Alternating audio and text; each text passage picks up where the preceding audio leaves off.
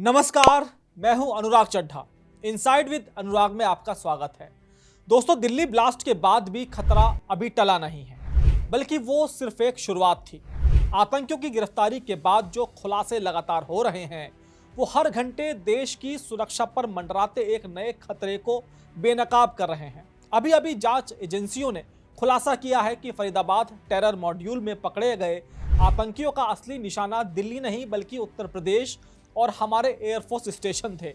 जी हां, और इस साजिश को अंजाम देने के लिए ये आतंकी पश्चिमी यूपी में अपनी खुद की एक आतंकी आर्मी खड़ी करने की फिराक में थे। ये नक्शा देखो, हमें पश्चिमी यूपी में एक मजबूत नेटवर्क बनाना है। लेकिन क्या ये सुरक्षित है? हमें जोखिम उठाना होगा, यही हमारा एजेंडा है। इस पूरे खौफनाक प्लान का सबसे अहम मोहरा और इसका मास्टरमाइंड था डॉक्टर आदिल। सूत्रों की माने तो आदिल का सहारनपुर आना कोई इत्तेफाक नहीं था। वो यहाँ छिपने नहीं बल्कि एक बेहद खतरनाक एजेंडे के तहत आया था। एजेंडा था पश्चिमी यूपी में अपना खुद का एक स्लीपर सेल नेटवर्क, एक आतंकी आर्मी खड़ी करना। प्रारंभिक जांच में जो सामने आया है कि आदिल पश्चिमी यूपी में काम कर रहे कई दूसरे डॉक्टरों के भी संपर्क में था, और इनमें से ज्यादातर डॉक्टर या तो जम्मू कश्मीर के रहने वाले थे या वहीं के आसपास के। आदिल इन्हीं डॉक्टरों की पहचान रिक्रूटमेंट और उनके ब्रेन वॉश के काम में जुटा था, ताकि उन्हें भी अपनी तरह व्हाइट कॉलर टेररिस्ट बना सके। जांच एजेंसियां अब डॉक्टर आदिल के इन्हीं 7 करीबी डॉक्टरों से पूछताछ कर रही है। उनके बैंक खाते और कॉल डिटेल खंगाले जा रहे हैं, और इन डॉक्टरों की भर्ती का आदिल का तरीका उतना ही शातिराना था। वो जिस अस्पताल में काम करता और जिस मकान में रहता, वहां किसी से ज्यादा बोलचाल नहीं रखता था, ताकि किसी की शक्की सुई उस पर ना घूमे। लेकिन जैसे ही वो इस दायरे से बाहर निकलता था, वो आतंक के रिक्रूटर के तौर पर सक्रिय हो जाता था। जांच में पता चला है कि डॉक्टर आदिल के किराए के घर पर रात के अंधेरे में अक्सर 8 लोग आते थे। कौन थे ये 8 लोग? क्या वही थे जिन्हें वो अपनी आर्मी के लिए तैयार कर रहा था? क्या ये उसके हैंडलर थे या उसके नए रिक्रूट? सुरक्षा एजेंसियां अब इन 8 गुमनाम चेहरों की तलाश में जुटी है।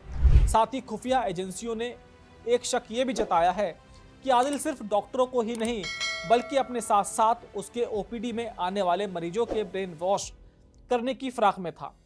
डॉक्टर आदिल अस्पताल में रोजाना ओपीडी देखता था। 20 मार्च 2025 से अपनी गिरफ्तारी तक उसने हजारों मरीजों को देखा होगा। एजेंसियों को गहरा शक है कि कहीं वो इलाज के बहाने भरोसे का फायदा उठाकर मरीजों का ब्रेन वॉश तो नहीं कर रहा था, खासकर युवा मरीजों का। जांच एजेंसियां अब उन हजारों मरीजों का रिकॉर्ड खंगाल रही हैं, और ये पता लगाया जा रहा है कि उसके पास आने जाने वाले मरीजों में किसी एक खास वर्ग या उम्र के युवा तो नहीं थे। अब सवाल ये उठता है कि आतंक की ये फैक्ट्री लगाने के लिए आदिल ने वेस्ट यूपी को ही क्यों चुना? जिस प्रदेश में माफिया और बाहुबली अपने खात्मे की तरफ है, वहां आदिल आतंक की फैक्ट्री क्यों लगाना चाहता था? तो इसका जवाब छिपा है सहारनपुर की स्ट्रेटेजिक लोकेशन में। दोस्तों, सहारनपुर जिला सामरिक रूप से बेहद संवेदनशील माना जाता है, क्योंकि वहां एयरफोर्स स्टेशन है, एयरपोर्ट है, सेना का रिमाउंट डिपो है और दारुल उलूम जैसा बड़ा संस्थान भी। इतना ही नहीं, ये जिला दिल्ली से ना ज़्यादा दूर है और ना ज़्यादा पास, और सबसे बढ़कर ये जिला 3 राज्यों हरियाणा, उत्तराखंड और हिमाचल की सीमाओं से सटा हुआ है। सहारनपुर का जिला इन आतंकियों के लिए एक ऐसा जंक्शन था, अगर जहां आतंकियों का बेस सेट हो जाता तो इन आतंकियों और इनके आकाओं के लिए एक जगह बैठकर 3 राज्यों में दहशत फैलाना आसान हो जाता। आदिल इसी सहारनपुर को एक बेस कैंप, एक सेफ हाउस की तरह इस्तेमाल कर रहा था। जैश ए मोहम्मद का ये शातिर प्यादा, जिसकी आतंक की दुनिया में एंट्री श्रीनगर मेडिकल कॉलेज में पढ़ाई के दौरान मौलवी इरफान अहमद के जरिए हुई, वो पश्चिमी यूपी में एक नई खिलाफत खड़ी करने का सपना देख रहा था। उसे जमीर अहमद अहंगर जैसे कुख्यात ब्रेन वॉशर ने ट्रेनिंग दी थी, और अब वो खुद यहाँ एक नया जमीर बनने की फिराक में था। खुफिया एजेंसियों के अधिकारियों को यह भी शक है कि इन आतंकियों की नज़र उत्तर प्रदेश और दिल्ली के अलावा सरसावा और अम्बाला के 2 बड़े एयरफोर्स स्टेशन पर थी। ये छोटी मोटी हिट एंड रन वारदात करने की साजिश नहीं थी।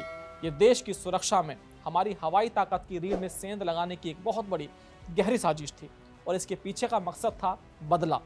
क्योंकि ऑपरेशन सिंदूर के समय वायुसेना ही थी जिसने पाकिस्तान को सबसे ज़्यादा नुकसान पहुंचाया था।